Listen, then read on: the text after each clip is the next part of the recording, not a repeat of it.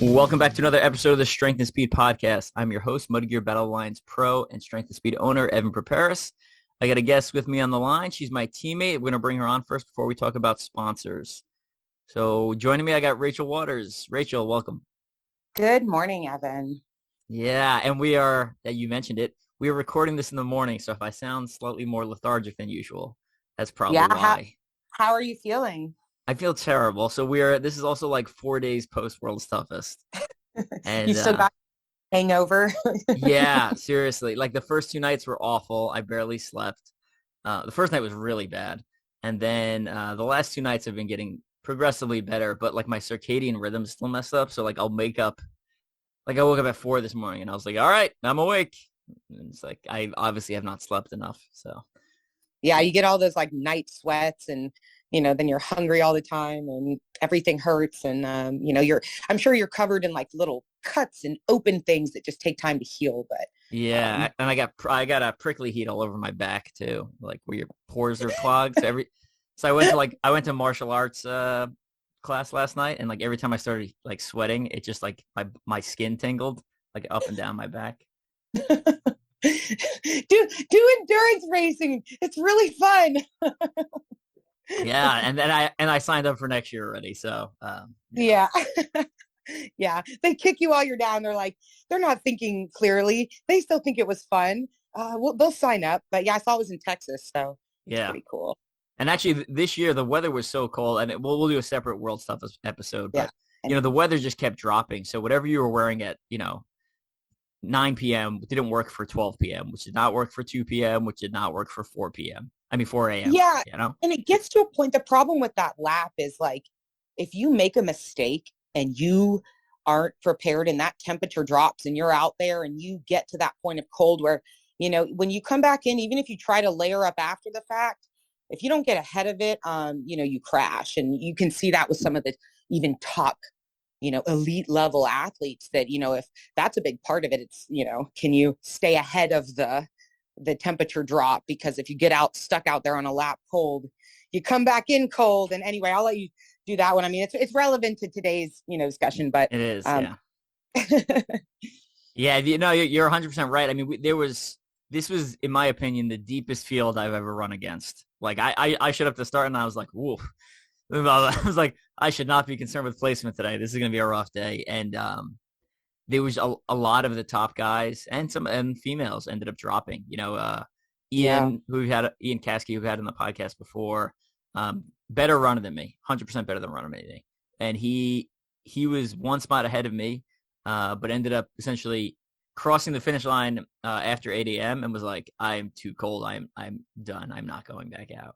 I've learned that lesson on my 24-hour races in general, that it's not always about, top fitness. There's a lot of mental grit, making humbling decisions sometimes in the way that you dress and prepare and pace yourself. So anyway, and actually, I'm glad I'm so excited to be doing a podcast with you about, what we're going to talk about today, because, if there's anybody in the field that knows a thing about, you're the Ultra-OCR man. You literally wrote the book. And I mean, I love your book. I read your, back before I really even like knew you, like I read your book and I was like, wow, this is, I learned a lot from you. So I'm just thrilled to get to be able to talk to you about this. Cause, you and I could probably talk for like 8 hours about this, but just nerding out. Absolutely. And I appreciate that. It means a lot. So let's jump into, we didn't talk about sponsors real quick. Sponsor plug episode brought to you by two of our favorite sponsors that are supporting Rachel's event. Or one of them is, and the other one will be used. So Mud Gear, if you were at World's Toughest, you saw my pit spot, it was the Mud Gear spot. So we kind of created like a mini Mud Gear hospitality thing. John Coley from Mud Gear came out, did an awesome job setting things up, and there was big banners everywhere, and we had some food that we were able to share with people. And they make great products, socks, etc. They are launching a new product. Am I allowed to say it yet? I'm not sure. They're launching a new. Well, I don't know if you can yet, so maybe we'll make people kind of scratch their heads. Yeah. I'll say this: it's a training product, so not something you wear, but something you would use. So Yeah. follow Mud Gear. I'm sure they'll launch it before. I'd imagine they launch it before Black Friday. I don't know. Yeah. And then any other thoughts real quick on Mud Gear? Yeah. I mean, if you're, listening to this podcast and you don't know who Mud Gear is, are you an OCR racer? But no, I'm just kidding. Well, no, but really, Mud Gear, they've been, in the business longer than anybody. They know what kind of socks we need. And not just for OCR, they've branched out for, hybrid in the gym, mountain biking, trail running. So check them out. It's what I'll be wearing out there, as I change my socks. They also will have a sock bundle with the raffle prize in my fundraiser. So, you can also win a whole pack of Mud Gear socks as well. And I think a lot of people don't know this, but Mud Gear's socks were created for OCR, right? Like Alex, the founder, the creator, like went to a very early OCR. We're talking like 2010, 2011, and was like, there's got to be a better option for socks here. And like cotton socks aren't working out here. Yeah, so Mud Gear it's one of the like that product, Bleg Mitts, like there are some products that were specifically created for our sport and like have been here since the beginning. Race, and then obviously a lot of the like Race Ready Obstacles was created for OCR, right? So yeah. And then the other quick sponsor plug we wanted to give a shout out to is Aurora. So if you're at they're the heated jackets and vests. My pit crew had them for World's Toughest, great product, and I wore it post World's Toughest because you get the shivers really bad. So yeah. I'm gonna say I'll be bringing my jacket out with me for my crew to wear as they're out there overnight. And then, when I'm done and get really cold, that's going to be what stays on. And I just want to say that, I've had these moments as an athlete where I've really been proud of my accomplishments. And I'm not even kidding, like having a heated jacket, I was like, whoa, like I've made it, but it's incredible. It's great for races because, when you're done, right? Your hair's wet, you're cold, put that thing on. It's got a waterproof layer. So it's a great post-race jacket. So love mine, wear it constantly at races and in my everyday life. So good stuff. Let's jump into today's episode. And super excited to have you on because, I've been doing these ultra endurance self-created charity events for years. And, it hasn't, I was like, oh, I'm sure someone else will come along and do some stuff. And it hasn't really quite caught steam. And then you announced what you're doing. And I was super excited. I was like, well, we got to promote this. Obviously this is not the most convenient time because it's the morning and it's like a couple of days after World's Toughest, but we wanted to get it out there because it's happening like in a week. So tell us what you're doing. Oh, see, it's a long story and I'll try to, Evan, I can talk and talk. So I'll try to keep it brief, but it all kind of started as most terrible life decisions do. It's kind of a joke, right? Or even made big life changing. I'm joking when I say terrible life decisions. But I was talking to a friend in February of this year, and he had signed up for a 100-mile trail race. And I have a lot of friends. My sister does endurance, just, trail running. And so it's not wild for me, but I've thought about the 100-mile distance and been like, no. And he kind of I was like, good for you. He said, well, you should do one. When are you going to do one? And I kind of half joking said, I would never run 100 miles. That is so boring. I would only cover 100 miles if it was an obstacle course race, because that's actually fun. And he said, well, then do it at World's Toughest Mudder or Spartan. And I said, well, yeah, I don't know. They don't make 100-mile obstacle races. And so it kind of started there. And I left that day and really started to think about it. And, one problem that I faced was there's not a 100-mile, obstacle race available that I know of, for athletes. And then looking historically at the numbers from, World's Toughest Mudder and Spartan, which, the 24-hour format's the longest that I know of, women weren't really able to, within that 24 hours, hit that mileage threshold. And so, and I knew that Tough Mudder would have a new venue this year. And being kind of from the Southeast, I know that the Alabama area, there may be some hills there, but it's not like, Tahoe or Telluride type of technical difficulty. It's going to be a flatter venue. So I thought, I don't really want to do World's Toughest Mudder again. I've done it twice. I'm not crazy about the wetsuit. I want to do something different. And I don't even know that 24 hours is enough time for that, for Rachel to hit 100 miles. Right. And then and so I thought about it and I was like, I wonder if there's a place I could just do it. And, I know you and I had done, I think, a podcast after, I've done 4 24-hour races. I've done 2 World's Toughest Mudders, Spartan Ultra Championship last year in Telluride. And then I have some friends in Tennessee that had built their own private obstacle course on their, private land to train on. And they put on a small 24-hour event in 2020, which I did. And it was so much fun. The venue, it's Casa Garcia. And Evan, I remember you and I had talked about that because I was able to do 80 miles there in 2020. So I got this wild idea and I reached out to them and said, hey, I have this really stupid idea. I want to run 100 obstacle miles. And can I come out to your house one weekend and do it? And they said yes. And we picked Thanksgiving weekend. And that was back in like the spring. And I've been kind of avoiding it, like all summer, I kind of ignored it. Like, well, I haven't really told anybody, so maybe I'll have to do it. Because I really started to realize how hard this was. And it took some time for me to realize that what was missing was like my why. Like other than, hey, I want to do something hard, it's like, well, Rachel, you need to find a better reason than that. Because your reason is going to be what's holding you together when this gets really, really bad, when you're out there. And so, I started to dig a little bit and it, one day I was, out running and it kind of all hit me. I don't know, Evan, maybe this is a woman thing, but have you ever been like out running, just training or whatever, and you just get so overcome that you like stop in the middle of what you're doing? And I mean, I cry sometimes, but is that just me or has that ever happened to you? You're asking the wrong person. I'm like an emotional flat line most of the time. So like, no, I don't have emotion. Anyway, it was one of those moments. And I realized, so much of my journey as an athlete, and especially the growth I've had in the past couple of years has had a lot to do with me facing some things from the past. And I said, I need to use this 100-mile experience to deal with what I need to deal with. And what is that? And I realized like so much of this, my mom had been sick and died. And, a lot of that like kind of messed me up emotionally. I developed some really bad coping skills to deal with that. And I kind of was spiraling for a while, and finding OCR changed my life.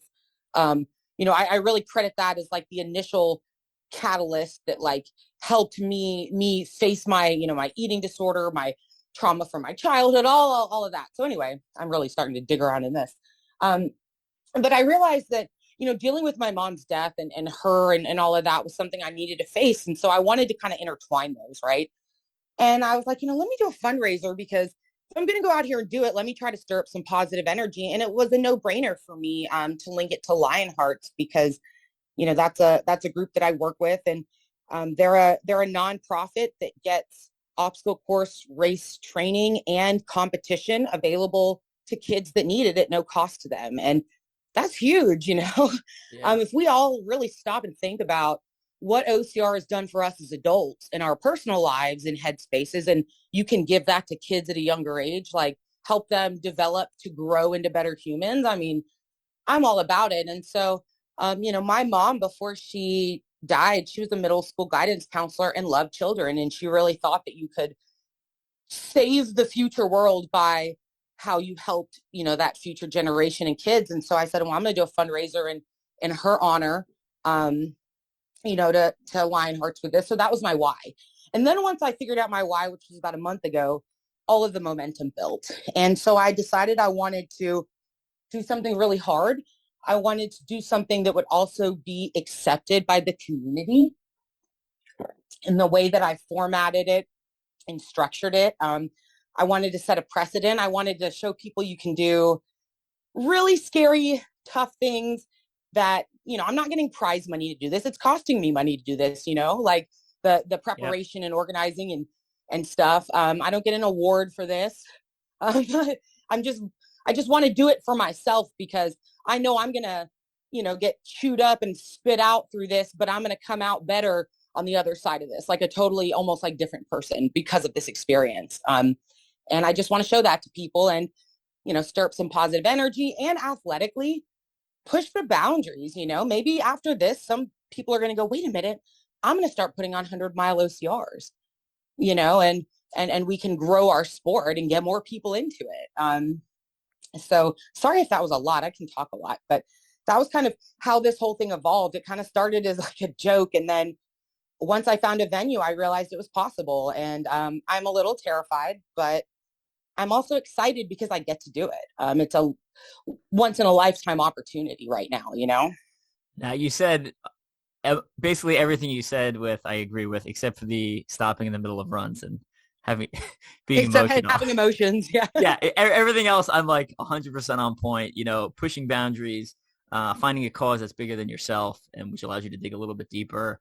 You know, wanting to do something that's kind of in the far edge of you know, capability, and then you know maybe inspiring some other people and inspiring the sport to change and adapt. So yeah, 100% agree. And spending it costing money, right? Like all my charity events, they cost me money, right? Oh yeah, But and I'm gonna get pretty beat up, but I'm kind of excited. It's gonna hurt. But yeah, my logic is always like if I can spend, you know, $2,000 or $3,000 and raise, you know, 6,000, then to me that's It's worth. worth it, Well, right? and I've done World's Toughest Mudder and Inspire. Those have registration fees also. Right. So when I think about my expense, out of pocket for this, I'm just like, well, it's like getting to do a race. And also like the Garcias for hosting me. I mean, it's work for them. They just were at World's Toughest Mudder and have their own recovery, and now they're using their energy and resources and getting it right. I mean, that's so selfless of them, right? Right. They're letting me overtake their backyard for Thanksgiving weekend, you know.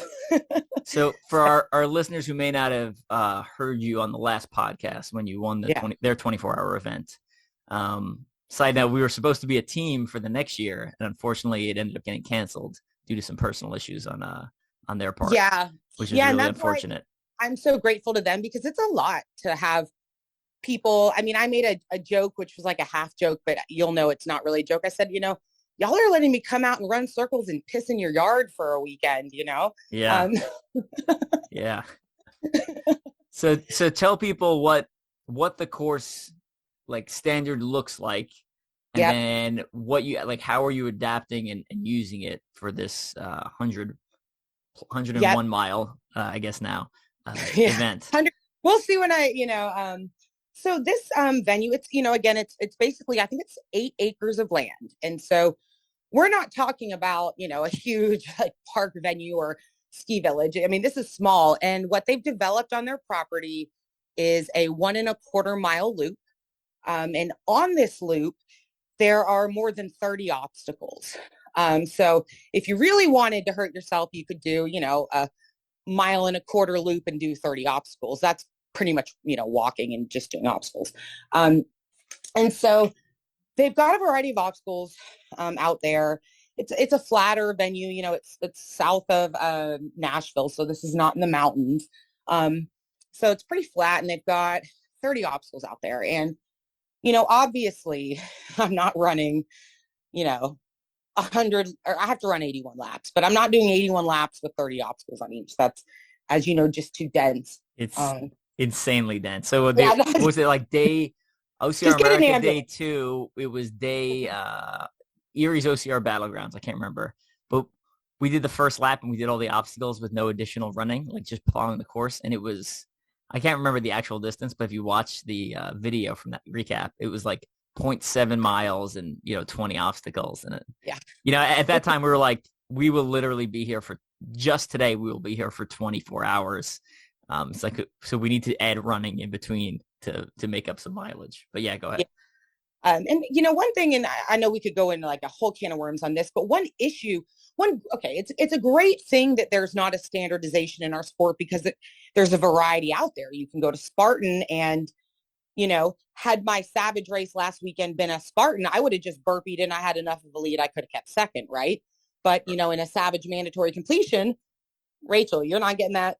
Your butt sitting here, and so it's great that we have that variety. But the problem is, it makes it hard to, when I was approaching this format, right? When we're talking about, I'm going somewhere with this, what is the appropriate obstacle density, right? Like per mile, there's no standard out there at this point. So I just really, in building this on their course, had to take, I consider myself a subject matter expert. I've been racing for a while. I've done enough of the series and all the different brands to get a general feel. So what I decided to do, for this 1.25 mile loop, was have, for every loop, there are 6 obstacles open.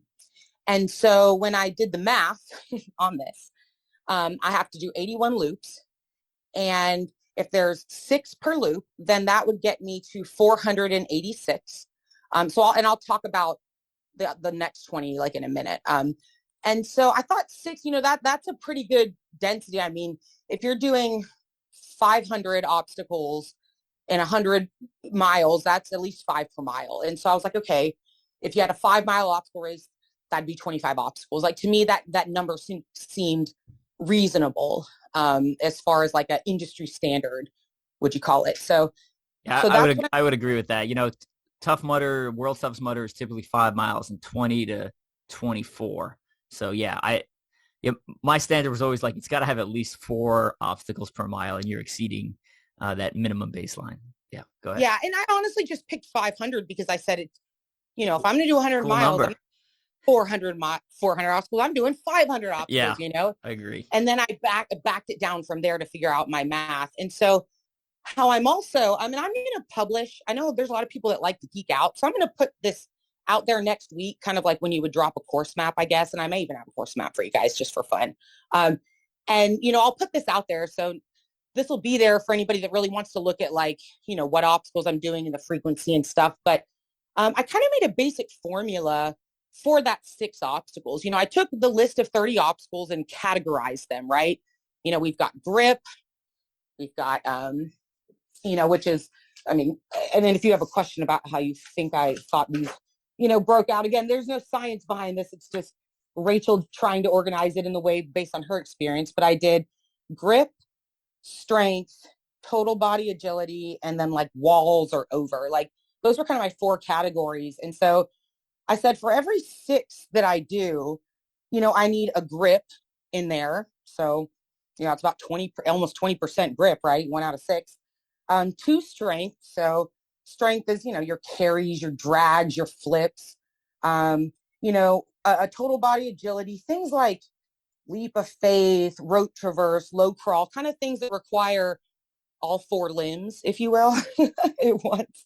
And then the walls, we know over and under is huge in OCR. So my 6 would be 1 grip, 1 total body agility, 2 strength, and 2 walls over. And that was sort of the basic framework, if that makes sense.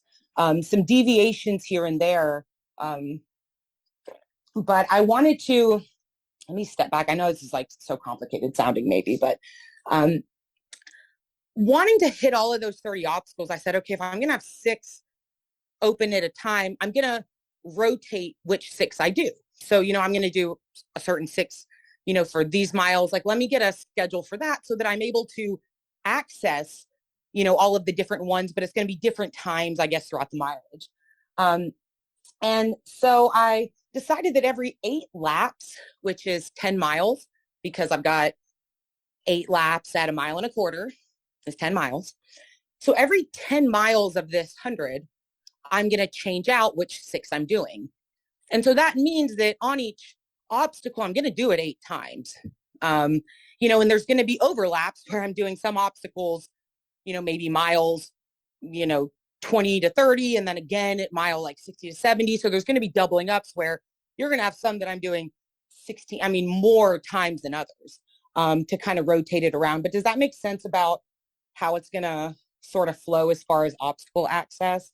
Yeah, no, that totally makes sense to me. So that's essentially what I've done for when I did OCR mill, or when I did the 6-hour high altitude one, or even the days where we used a GM for OCR America 2, where it's basically like I'm doing 1 grip obstacle, 1 balance obstacle, 1 strength obstacle, and 1 whatever. So that's kind of how I organized it. And, kind of a formula. It helps break up the race. It takes, you'd be surprised when you're that far into a race and you have to make decisions about what obstacles to do. It is stressful. It's adding an unnecessary amount of stress. So if you have the plan going in ahead of time, it takes the decision out of it, right? So when I did a high altitude one, I had Jay Flores and Scott Rosecki just telling me what to do. Yeah. I wasn't deciding. They were telling me, and towards the end of OCR mill, same thing. My dad or Daniel Leonard or David Mainprice would just tell me what to do, because it was like too much.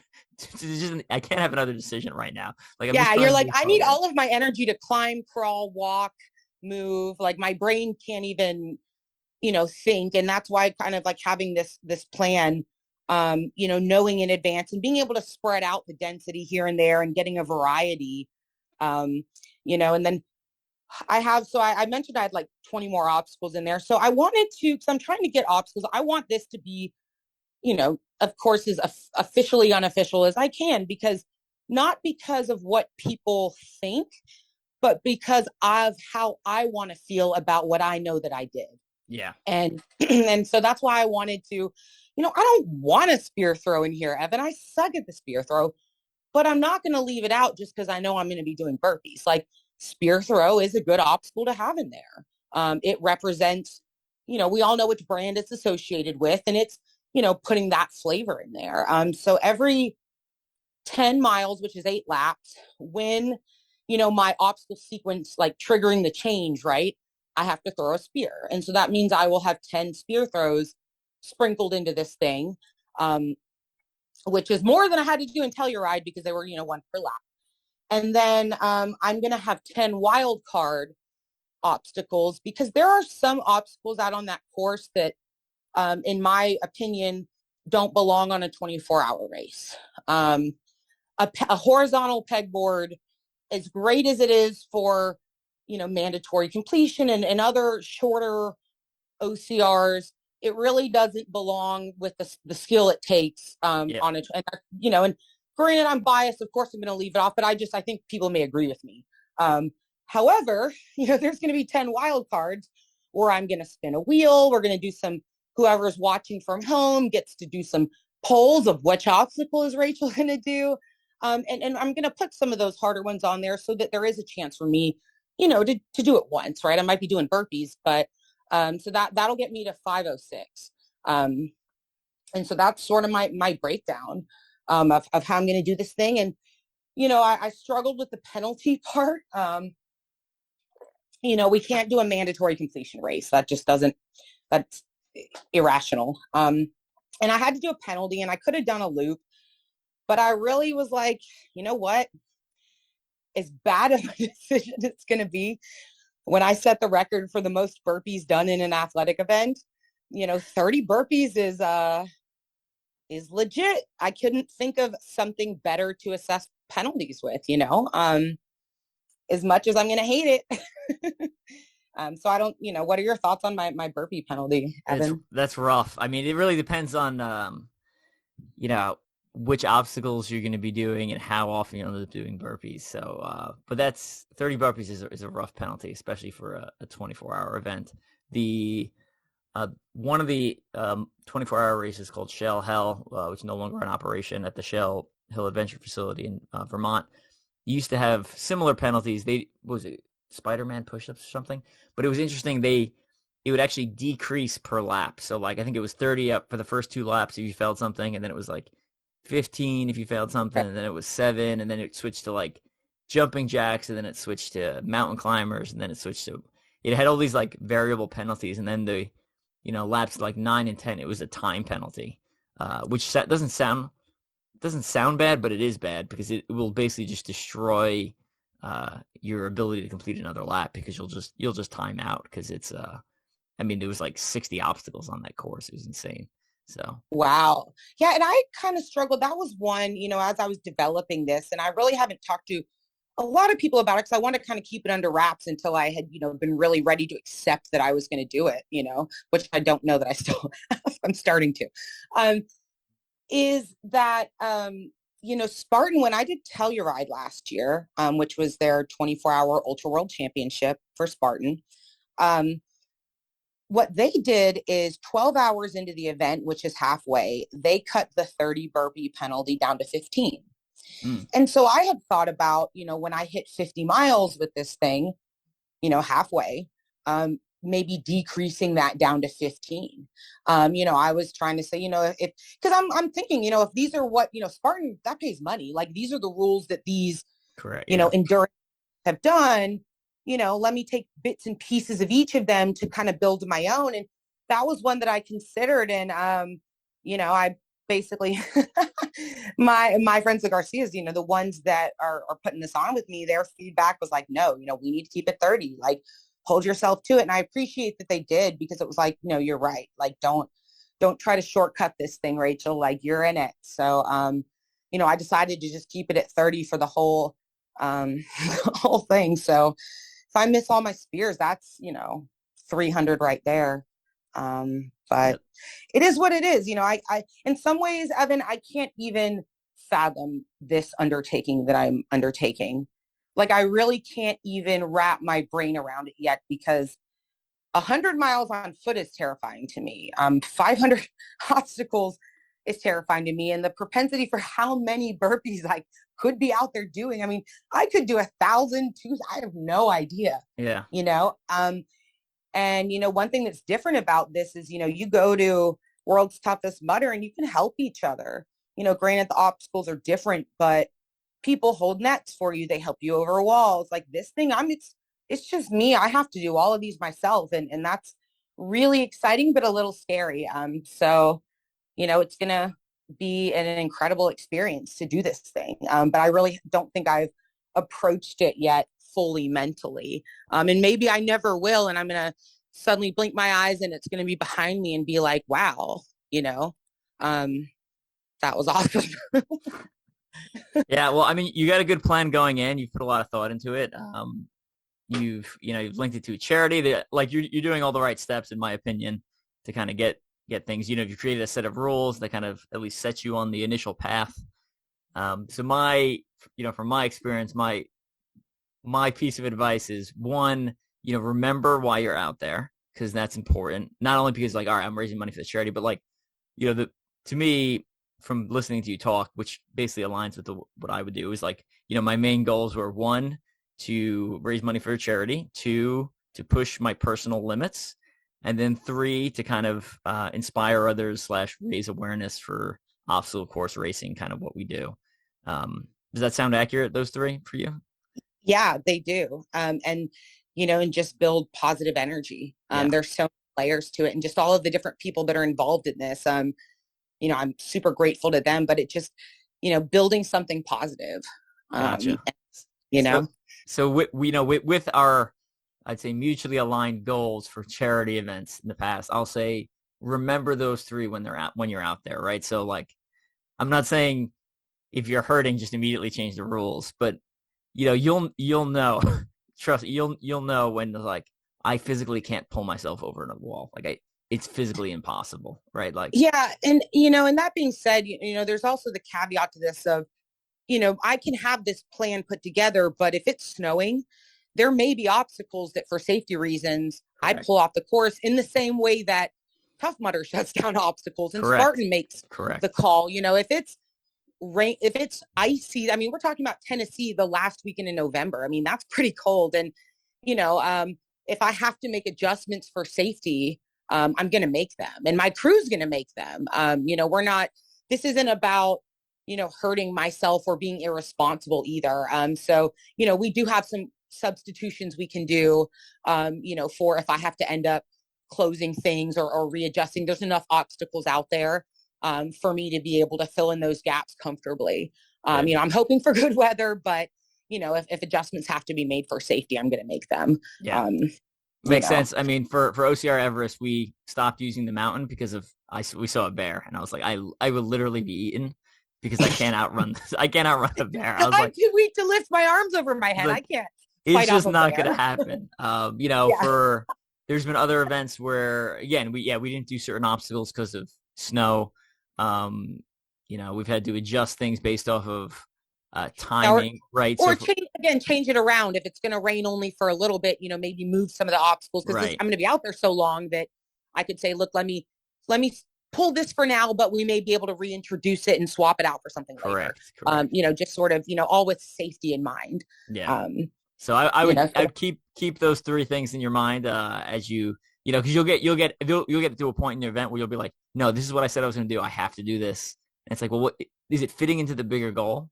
And if it says, if it is, then fine, keep it that way. But if it's not, then like adjust on the fly, right? So I'll just give you that. I'll just share that with you. Kind of remember why you're out there.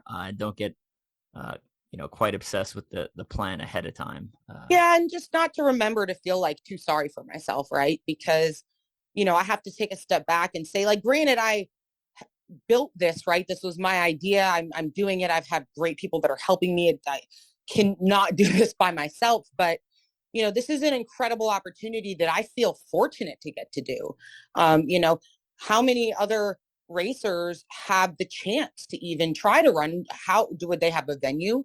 Would they have the wherewithal? Would they have the resources? Would they, and so I have to remember, like, when I'm out there feeling sorry for myself, like, wait a minute, Rachel, like, you need to be quiet, because this is an opportunity of a lifetime to get to do something like this. And, the great thing about this, Evan, is the Guinness Book of World Records is not out there. There's no, I don't have a timing chip. I mean, yes, I'm going to be garmenting this thing and getting as much, and they're very data driven. So they're going to be tracking everything on my, like, burpees and what I failed and all that. That's going to be very organized, but I'm just going to start slow and just keep grinding.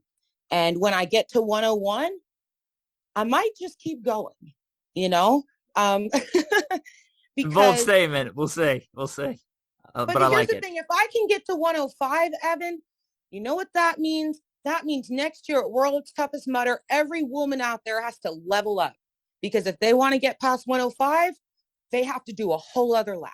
Yeah. And so that extra 5 miles, sure, am I like the second person now to maybe get that distance, whatever. I mean, that's never really, that was part of it for me, only to draw attention to the fundraiser, right? I don't really care. For me, like, I'm not trying to, like, win an award here, but that really kind of helps drive the fundraiser from a marketing perspective, right? Like, this attempt, but if I can hit 105 again, I'm pushing women, and then Chris will probably hit 115 next year. And, but and that's kind of my plan on it. So that's it. I think one thing this is kind of a random thought that I want to throw out there, just if somebody has a question that's listening. I opted for no water obstacles, and I was comfortable with that decision because Spartan keeps you dry on their Ultra World Championship. There aren't any, obviously if it rains, you get wet, but there weren't any water obstacles there. And, another part is just logistics. I mean, we're at someone's house. I'm not going to, like, run a hose for like 2 days in their yard and make a swamp, and dig a pit. And, when you get wet, I don't have the wherewithal to have a medical team sitting there with an ambulance waiting for me when I get hypothermic. So it is a dry course. And I, chose that based on, Spartans is dry. So good enough for me. Yeah, not without precedent. I've done dry OCRs. I mean, OCR World Championships is dry for the most part. Yeah. So, taking, so, and I'm going to publish an obstacle list, but, just for people listening, they're maybe curious about, what's Rachel going to be doing out there? They've got a rope climb. They've got like an ape hanger type of monkey bars that bounce and swing with like pipe. They've got floating steps. They've got a couple different rig variations. We're going to have a special race ready rig. So if you guys know Race Ready Obstacles, they make grips for, all of the races. So we're going to have a race ready rig out there, a climbing wall, bunch of strength stuff. That's going to be sponsored by GoRuck. So I've got 100-pound sandbag I'm going to be throwing around out there. Farmers carry, sandbag cleans. I'm going to have a bucket of hoist carry. So my bucket carry is going to be full of hoist, tire flip, tire drag, Atlas, road traverse, low crawl. There's so many walls out there. There's a 14-foot ladder wall, 8-foot wall, double walls. They have an inverted wall. They have the box, which is a Spartan obstacle, if you guys know that one. They've got an Irish table that, will make a grown man cry. I've crushed some things on an Irish table. I was slightly worried. They have this like really hard eye, but it's just an over. But that's just kind of some of the obstacles out there. So my wild card obstacles that are out there, again, these are ones that I think are just a little too difficult for, standard, but I will have access to on my, 10 free spins. Pegboard, Gibbons, if you're familiar. I know you know what Gibbons is. It's a grip obstacle. They have a double stairway to heaven, which is, a kind of an upward, inward ladder type of climb that's wood, but theirs is like a capital M, so it's 2. I'm going to probably throw extra spear throw on that. And have fun with it. But I mean, that being said, I know that I've had people ask, how can I see what's going on with this, when it's going on. So this is happening Thanksgiving weekend, which is next weekend. I'm starting Black Friday in the afternoon. I'll be in Central time zone. And my goal is 2 p.m. That being said, I may be driving up there that morning. So if it happens to be 3 p.m., I'm living in the gray area there, to giving myself some grace on kind of getting this all organized, because it's not like there's just this crew that's going to build this race. I need to fill up my sandbags and all that when I get there and kind of help get all this together on the front end. So starting around 2 or 3 p.m. Central time on Friday. And we're going to have some great ways you can track me. I'm hoping that people are going to be sitting around their house watching football, bored, and want to check in on what I'm doing and send me some love. We've created the best place to watch it is the Facebook event that we've created. And it's a public event. It's, if you look up Lionhearts 101, you can send me a message. I'll share it. If anybody wants to join it, it's public. So you can join the event, and that way you can see, get updates on posts. So when I'm posting, this podcast, for example, the course map, the obstacle list, all of that leading up to it. But then that weekend, we're going to actually have some Facebook Live at the start, throughout the thing. We're not going to live stream this entire thing because really, Evan, I have no idea how long it's going to take. It could take 30 hours. It could take 40 hours. I really don't know. And so obviously we're not going to live stream that. Nobody wants to watch that much content, but we're going to have check-ins with me, some engagement with the audience per se, getting involved with getting to pick the obstacles I do, maybe some stuff with the fundraiser. We may have some prizes to give out to people that are paying attention, some fun stuff like that. Another place that you can check it out is Hoist. So Hoist at Drink Hoist, if you look them up on Instagram, they're the drink that I work with. They've helping sponsor this event, so I appreciate, their support. But they're going to have an Instagram takeover. My friend Taylor, who is part of my pit crew, is one of their athletes as well. So she's also going to be showing some footage. Nice. Good. Yeah. Are people, let's say someone's local to the area, are people allowed to come out and pace and run with you? So the short answer is no. Out of respect for, the homeowners, I didn't want to open this. I'm not putting their address out anywhere. I don't want, all this crowds of people, in and out of their space. I mean, I also am one of those people that I'm a caretaker. So if people are trying to support me, then I got to worry about them.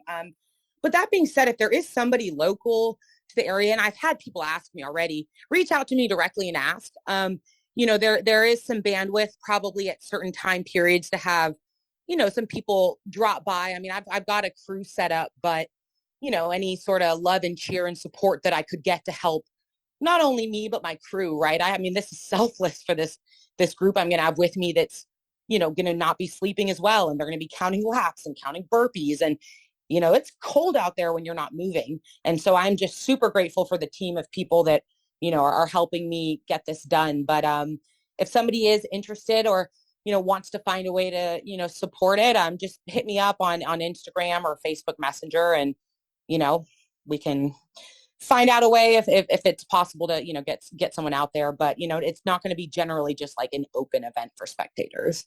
Got it. And then how can people donate? Where do I find the donation link? Awesome.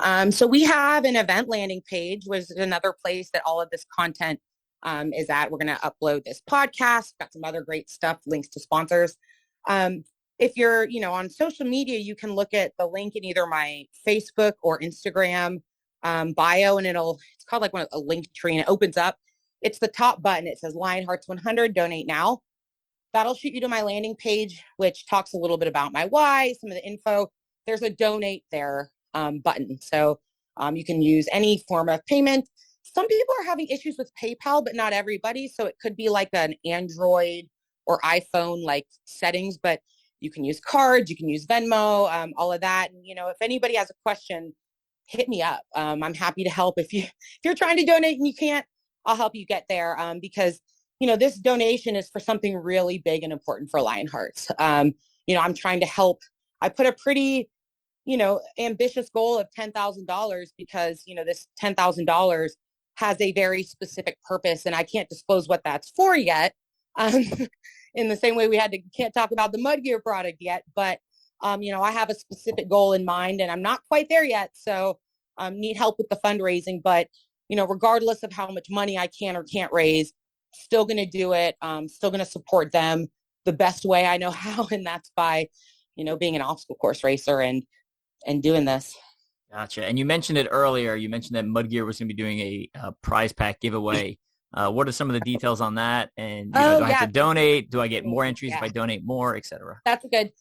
So I have got some incredible sponsors.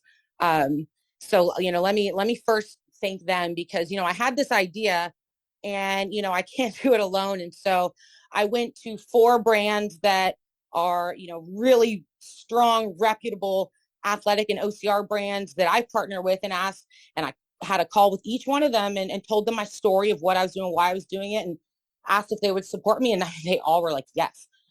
So I just want to thank, Hoist, Go Ruck, Mud Gear, and Race Ready Obstacles, because not only are they helping support some of the things I need to be able to do this athletically myself, but they're, helping sponsor some of this. I've got some awesome 100-pound sandbag from Go Ruck to drag. I've got, Go Ruck's powering my strength. I've got that Race Ready rig, which, helps me better show people what I'm doing. And I'm really excited to have, that with them. But all 4 of them have also donated prizes. I'm doing this big grand prize raffle drawing. Every donation is automatically entered. It doesn't matter if you donate $20. I love you if you donate more than that. It helps me reach my goal. But every entry is just, 1 entry per person. And in a perfect world, Evan, I would have done the more you enter, the more tickets you get. But I have enough, this, again, there's no race crew building this thing. Everything that has to get done to plan and market this, I've had so much help from Shell with Lionhearts, kind of helping me with marketing and building the website, and, really using her time to help me build this. But, I just don't have the wherewithal and bandwidth at this point to keep track of raffle tickets, and I need help from other people on more important things. So any donation, every person, you get a raffle ticket. And what's in that prize pack? It's a killer prize pack. It's worth over $1,000. You get a year subscription of Hoist, meaning for an entire year, you're going to have Hoist show up to your doorstep every month, which is awesome. So I'm super grateful for that. A Go Ruck training vest. So it doesn't have the plate, but it's the harness, and those are top quality. They sent it to me. I have it here. And I'm like, oh my gosh, maybe I need to enter my own raffle. This is nice. And I've got a sock pack from Mud Gear. So bundle, it's going to, I think, have 5 different types of hybrid, different sports socks. And then I've got Race Ready Obstacles is donating a $200 merch credit. So, you can get your own OCR training stuff on them, pick out whatever you want. So you win all 4 of those things, which is, again, maybe I need to enter my own raffle, but that's, I'm really grateful to have that really cool prize pack. So I'm probably going to run, my goal was to run the fundraiser through the weekend, probably closing it out, the Monday after, and, doing the drawing then, but I'm super excited about that. If anything, even if you don't want to help me, that would be a really cool prize pack to win with a donation. So, yeah, absolutely. I mean, that's tons of great stuff there, and obviously a great cause, and obviously you're putting yourself through a lot. So, please donate. Again, we'll grab some of those links, drop them in the show notes, and then we will try to get you back on after the event sometime in the next couple of weeks, and for you to give us a recap and ask me how it went. That's going to be fun, Evan. The before and after. What did you learn? What are you going to do different next time? Right. Yeah. That's what people always. Oh, next time you do this, I was like, whoa. It's a one-time. Hang on. One-time thing. Wait a minute there. Yeah. Well, maybe next chat we can talk about. After this also we can touch on, because I've got some kind of new different big stuff planned for next year. So that would be a good chance. Maybe we can, talk about the 100-mile obstacle race I'm not going to do next year. Nice. Yeah, that sounds good. Yeah, we'll definitely jump in on that. Yeah. Let's see, anything we missed, anything we need to touch on before we let you go? No, I don't know. Just, check out the Facebook link. If you're confused on how, what, where, just hit me up. Happy to answer questions people might have. I appreciate all of the support I've gotten. I've had so many friends reach out.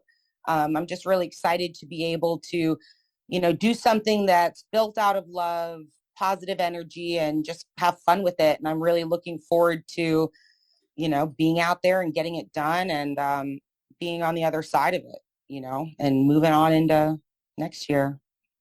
Love it. Sounds great. Cool. Thank you for having me, Evan. Yeah, we'll catch up with you in, I don't know, a week or two, whenever On the you, other side. yeah, when you feel recovered enough to talk some more about it, and when I feel a little bit better because my fingertips are still numb.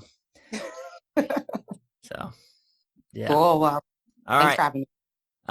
Let's see. Any final shout outs we want to give to other sponsors or plugs before we Yeah, go? just want to thank, Mud Gear Battle the Lions team. Been a huge supporter for me this year, helping me get geared up, all the stuff I need. I will have lots of great, items out there from their support. And again, just especially Hoist and Go Ruck for everything they've, supported me with this year as well. And again, thanks to sponsors, thanks to Shell at Lionhearts, the Garcias, for opening their backyard to me for the weekend. And I'm sorry if I forgot anybody, but thanks for everybody that's donated and supported me. Gotcha. Good stuff. For our listeners, head over to teamstrengthspeed.com. As always, let's see, what do we got going on over there?